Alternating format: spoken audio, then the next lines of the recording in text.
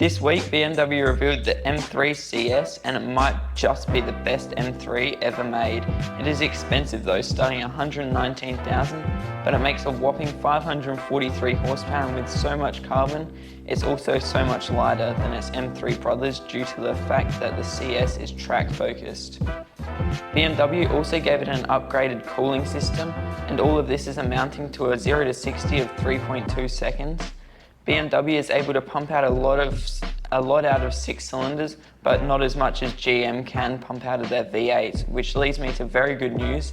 GM just spent nearly $1 billion on production plants to build their 6th generation small block V8. This is amazing news because with new investments like that, it's clear GM isn't done with the classic engine just yet, and we should have a few more good V8 years ahead of us and the company. Another company is investing loads of money into manufacturing. This is Tesla. They just confirmed they'll be spending $3.6 billion on a gigafactory in Nevada.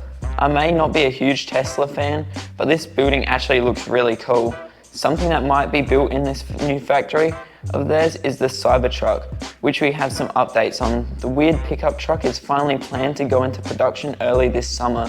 According to reports, however, it's never clear if they'll actually hit the timeline, as they've shown in the past. They've been pretty bad about it, and if they wait too long, they might have new competition.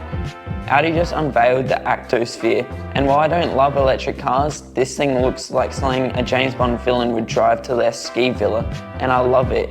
It seems like many others do as well, and with the ability to transform into a pickup, it places it in straight competition with the Cybertruck. Comment which one you would pick, and that isn't all Audi's cooking up. Reports say Audi is working on a next generation A8 and will allegedly take design from the Grand Sphere concept they unveiled in 2021.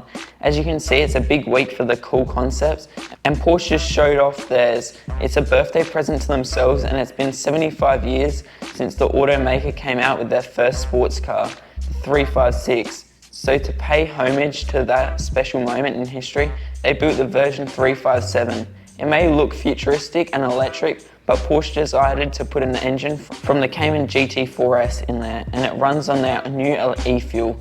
And of course, right now, it's just a concept, but it shows what the future might look like. Speaking of the future, we won't need to wait much longer for Lamborghini Aventador's replacement. This is an unofficial rendering of the new car based off patterns that were leaked again. Probably not exactly what the car will look like, but not far off either. Do you remember this car? It's the Genesis X, and it was unveiled pretty recently as a concept, but it's already allegedly going into production.